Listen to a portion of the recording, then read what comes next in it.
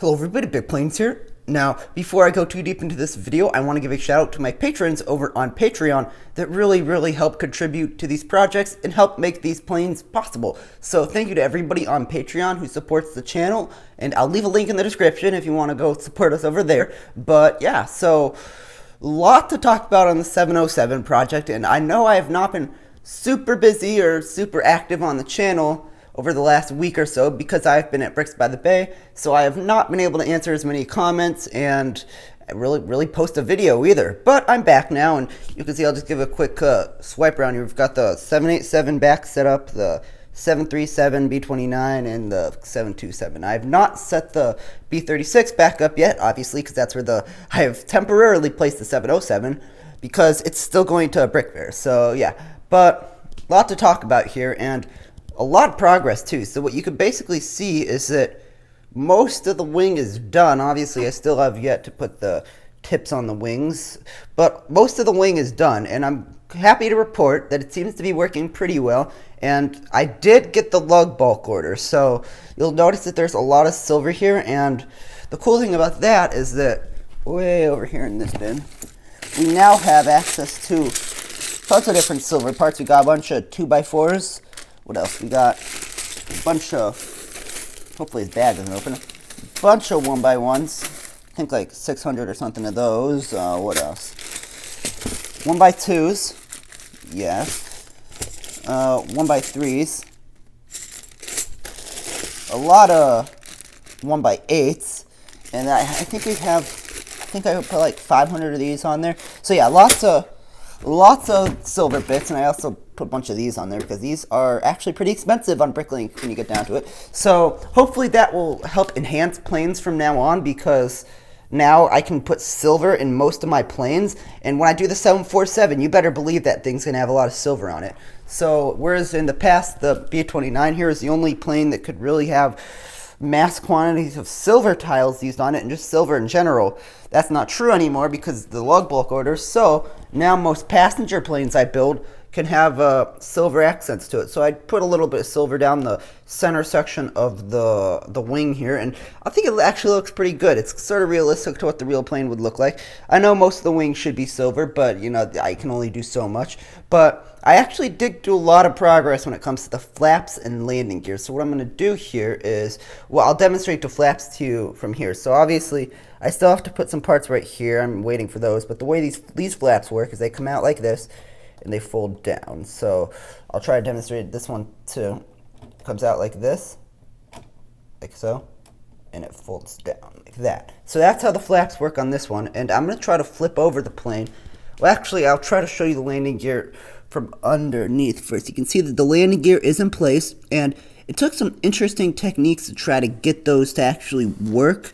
Again, it's kind of difficult showing you here, but you can see that the 707 actually has a dolly of 4. So the wing isn't too much larger than that on the 727 and 737, which only have 2 under each one.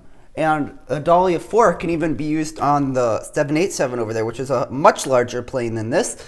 But I think that had to do something with redundancies on these older planes. I mean, I'm no expert on this, so if you happen to know the answer to that, then go ahead and leave a comment below explaining why this had 4 wheels. But I'm pretty sure this was a larger jet than both of those. It was a quad jet. It wasn't a huge quad jet, but it was a quad jet. And I think it had to do with redundancies with the wheels and maybe to support the larger weight. I don't know. I know the 747 had 4 wheels on it, or 4 sets of wheels, and it didn't really need them, actually. It was proven later it could probably just use the 2 on the wing, but I'm pretty sure it was either a redundancy or to distribute the weight better on runways. I'm not sure, but that might have something to do with it. But yeah, if you know the answer to why there are 4 wheels on this plane instead of just 2, then yeah, sure to leave that in the comments below. But here, I'm going to try to flip this over here. Again, this could be kind of messy.